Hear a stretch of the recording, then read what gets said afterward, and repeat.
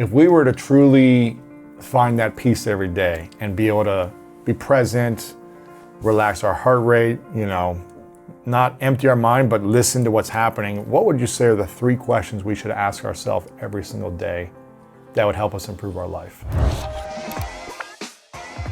What a beautiful question. Yeah, I'd say one of the first questions that always comes to my mind is how can I be of service today?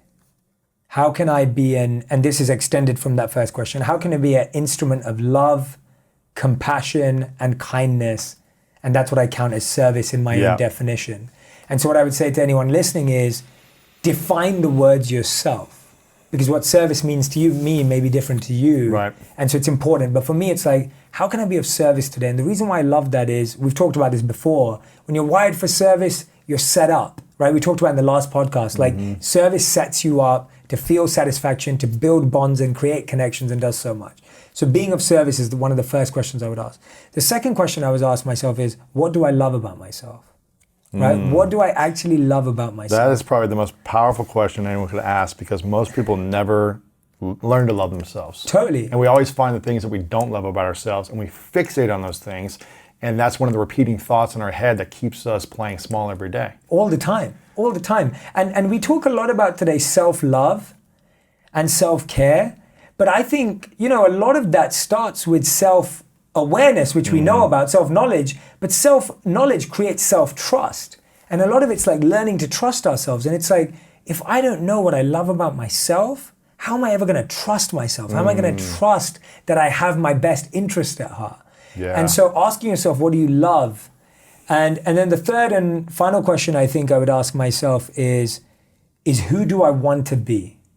Right? Who is the person that I need to be that I can love, that I want to love, that I want to give more love to? Like, what parts of growth are there still available? And there's one thing I want to add, which isn't a question, but it has been a really reaffirming or deepening affirmation for me that I keep reminding myself, and I think it's helped a lot of people that I've shared it with, is literally some days I'll just put my hand on my heart and I'll just repeat to myself, I'm exactly where I need to be. And so true. It's just such a great reminder. Like, if you literally put your hand on your heart and you just go, I am exactly where I need to be, you stop getting lost in the future, you stop worrying about the past, and you realize that everything you need to learn, everything you read right now to make a change, it's all right now, it's all right here. And so that's one of my favorite things to repeat. It's not a question, but... It's more of a mantra saying... Correct, yeah.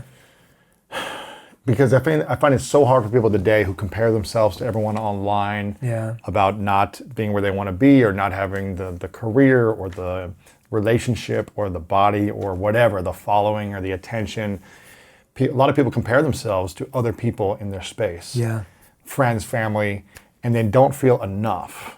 And so when we say to ourselves, I'm exactly where I need to be, does that help us eliminate the feeling of not being enough? Yeah, absolutely. You're spot on, because we're always feeling like we either feel like we're ahead, we feel like, I'm doing better than everyone, I'm kind of like winning the game, or more often we feel behind, where we feel like, they just got promoted, they just, they got proposed to, whatever it is. Like, we always feeling ahead. They had their first child or whatever. They had their first child, they bought their first house, whatever it is, and we're always feeling ahead or behind. And so when you say to yourself, I'm exactly where I need to be, you realize you're not ahead or behind.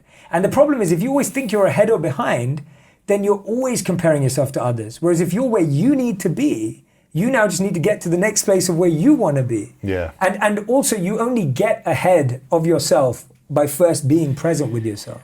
And I think it's really hard to say that when you're in a challenging place in your life. I'm exactly where I need to be. I'm broke. My dog died. My girlfriend broke up with me.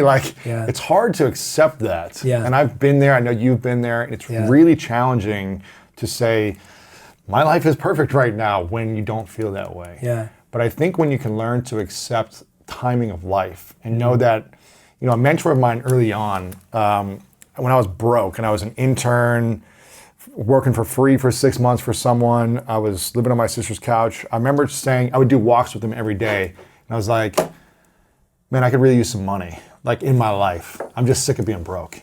And he said something I'll never forget. He said, money comes to you when you're ready for it. And I was like, I feel pretty ready right now. Like, I feel like I could have some money. Yeah. And I wasn't ready for it. Mentally, emotionally, my life wasn't set up. I didn't have systems set up in place to really receive the money and be able to do good with it and be able to use it for good in my life and put it to good use. And later, when I started to make money, I realized like, oh, I probably would have blown that money. I would have spent it poorly. I would have made the wrong investments, whatever it may be. Yeah. It's hard to hear when things aren't going well, but I think trusting the timing of your life. Like if you would have built your empire 7 years ago, you probably wouldn't have been ready for, maybe you would have been, but you wouldn't have been ready, or social media wasn't the right timing for your message to be out there. Is that right? Yeah, I think that if I wouldn't have gone to monk school, then I think you can become successful but still feel extremely dissatisfied or misuse the success. Yes. And I don't think that that can be blamed on anyone because no one's ever been taught how to deal with failure or success. There's no class on here's how you deal with failure or here's how you deal with success. But the funny thing is those are the two most extreme things that we all experience. And the things we're most afraid of are failure and success. And success. Before we continue this video, make sure to subscribe below and turn on the notification bell right now so you don't miss out on these great videos every single day. So how do we deal with failure? If you could give a mini masterclass right now, what would you suggest to people who are afraid to fail, how to deal with it? Yeah. I think one of my first things in failure is don't take it more personally than it actually is. And I'll give an example of that. When I was applying to 40 companies that all rejected me before an interview, all I was getting was an automated response saying your application will not go any further. I can't take that personally because they didn't meet me in person. They didn't have a interaction with me. They just saw my name. They saw I'd been a monk for 3 years. That resume is useless. I mean, what's your transferable skills? Like sitting in silence and stillness. Surprise, surprise, no one wants to hire a monk. And so they rejected you, but that's not personal because they didn't meet me in person. But what if they had meeting you in person? Right, so that's the first step. The first step is don't take all failure. I'll give an example. Me and you, we reach out to countless guests to be on our podcast. Who say no all the time. Who say no all the time. But if I don't hear a no from the guest directly, that's not a no. Like someone's team can say no, someone's assistant can say no, someone's PR team can say no, but until they say no personally, it's not a no. Okay, but when they do say no, then that's a no. Yeah, so then let's move to that. So how do you deal with that type of failure? Yes, so if I deal with a failure where someone meets me in person and gets to know me. No, Jay, you're horrible, you suck, like I don't want to deal with a monk ever in my life. Yeah. I would never go on your show, I'm never listening to you, never. Yeah. Then how do you deal with that type of So failure? I've heard you say this, I've said it a couple of times and I'm sure it's been repeated a bunch of times around how I genuinely believe failure has feedback. It's feedback, and so for me, it's like failure has the ability to actually tell you what you need to improve. Now, not to improve to get their attention, improving to get the actions that you want to take. Yeah, the results you want. The results you want. And don't make that result about the person who said no. Don't use failure as a way to prove someone else wrong. Because what happens when we prove others wrong? When you prove others wrong, you end up trying to get validation and approval for them. And now if they're not impressed when you're right, you lose again. So you end up losing twice. And you spend all this time and energy, years maybe, to prove someone wrong. I've been there many times. And then you're like, I felt good for a moment. And then I feel empty again. Totally. And so that's the thing about failure in the second half is you have to see failure as an improvement. If I'm completely honest, everyone who rejected me in my life up until now has made me more hungry, taught me so much more about myself, and made me up my game. Yeah. And I think if failure doesn't make you up your game, it's the same as losing in a sport. Right? When you fail and you've lost games and you've won games, you know, on the big stages. You didn't have the skills, you didn't have the teamwork, you guys weren't hungry enough, you whatever weren't communicating enough. There's something you were missing. Yeah. So you go review the game film, you check the stats, you see what could I have done better, and you try to improve that for the next game. Yeah. And I think a lot of people can do that in life, but we're so afraid to like go on the next game of life. Like I got rejected once and it hurts so bad. Yeah. How do people learn to overcome that pain of rejection? Yeah. To keep going. Yeah. You know, in sports, luckily there's a season, which is like you might have 30 basketball games. After you lose the first two, you don't say, I'm just going to give up the rest of the season. Yeah. You keep playing. Yes. But in life, a lot of people stop playing. Yeah.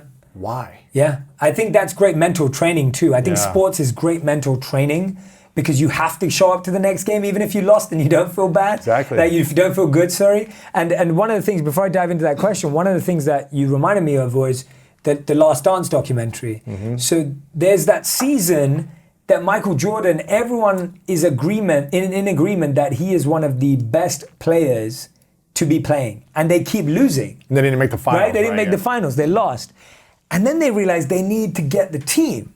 And they need to find, I think they bring in Dennis Rodman. And then they start bringing in all these other players that strengthen. Whereas if they would have just said, oh, we got the best player in the world, we just keep doing this, I'm not sure they would have got there, right? But the coach, Phil Jackson, and the team, they had to adapt. And so you're saying, why do we feel that pain in rejection and how do we deal with that?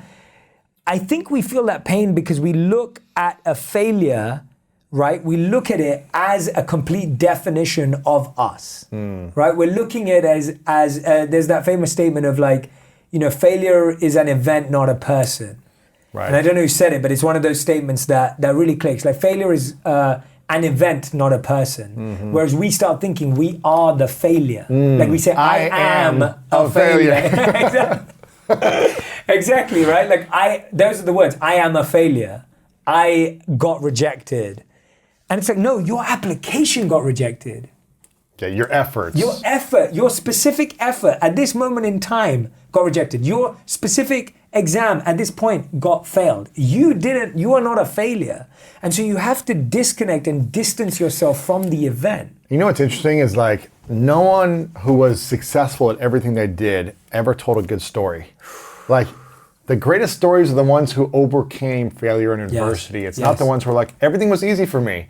Everyone loved me. Everyone accepted my actions. I didn't have to work hard. And it just came to me effortlessly. Yeah. Like people don't care about that. No. That's not a good story. That's not an inspirational human being. Yeah. It's the human that had to deal with adversity that we really admire and we look up to. Yeah. Even if they had some low moments, it's a much better story of hearing about someone's failure than hearing how they succeeded. Totally. And that's a beautiful lesson that one of the biggest mistakes we make is we don't study the stories of the greats.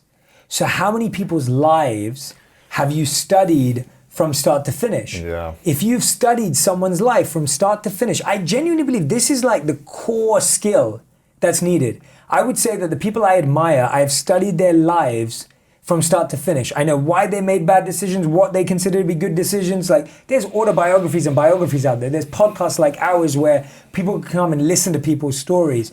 If you've not studied someone's story, then you can't follow that path because every time you hit a rejection, so every time I get rejected, I think of Steve Jobs getting kicked out of his own company. Crazy, isn't it? Every time I fail, I think about Michael Jordan losing a game. Every time I get tired of training, I think about Cristiano Ronaldo putting in that extra rep.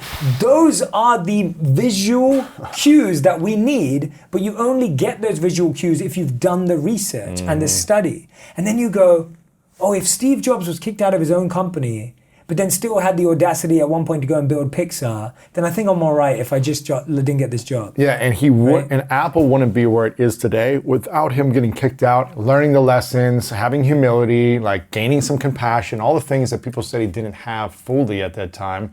He learned by having to be kicked out, start something else, bring a new perspective. Yeah. What did you call it? The association? Yeah, associating, yeah. Like he was able to then go somewhere else and spot different trends, and then he came back to Apple and built it to where it is today, or helped build it to where it is today. And Apple wouldn't be where it is today without him being a rejection.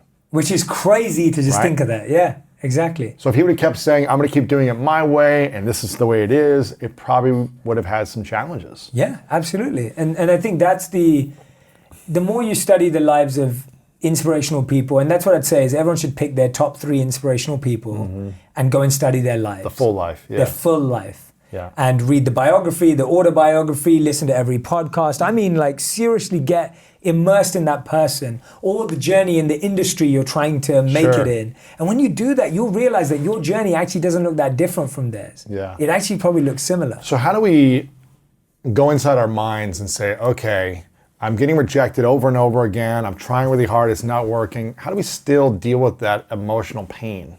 Is it just the self-awareness that every great person had to go through this and this is just a timing thing?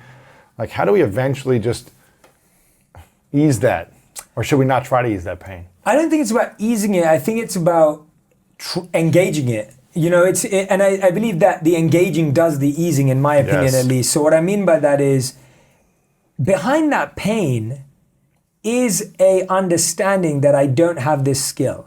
Yes. Or is an understanding of I didn't try hard enough. Or is an understanding of, oh, maybe there's just another option. Because guess what? Sometimes you may have done the best pitch in the world and you just had an executive that didn't like your vibe. Keep going. And keep asking different people. Keep going. Like you know, you've just got to realize that you have to engage that pain in discovery, and that eases it, because when you discover, like, for example, let's take my podcast. My podcast producer, the team that was meant to produce my podcast, pulled out 2 weeks before we launched my podcast. And I thought I had this big deal lined up. I was really excited. I'd never launched a podcast before. And I thought, oh yeah, this is gonna be amazing. And I was in India meditating for my annual trip that I take. I come back and the first news I remember receiving is, by the way, this isn't happening anymore. And I'd set that I was gonna launch my podcast on Valentine's Day 2019. And I had my episodes recorded with my wife, and I'd already gone out and made the content. So just to tee up how bad that 2 week notice was, I'd already gone to Monaco, interviewed Novak. I'd already interviewed Lily, I'd interviewed Russell Brand in London, I'd interviewed my wife, and obviously those people are all close friends and people I know, so they were very happy to be on the podcast even when it was new. So I'd already done all that effort, I'd already created all the content myself. All this podcast company was going to do was put it out there and help me market it a bit. And then they pull out 2 weeks before it comes out. And I'm going to myself, wow, okay, like I can either sit here and be really sad, or I can scrap together and figure it out.